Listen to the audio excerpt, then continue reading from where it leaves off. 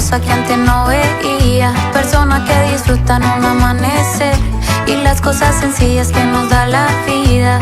Es un regalo despertarse, andar por ahí diciendo buenos días.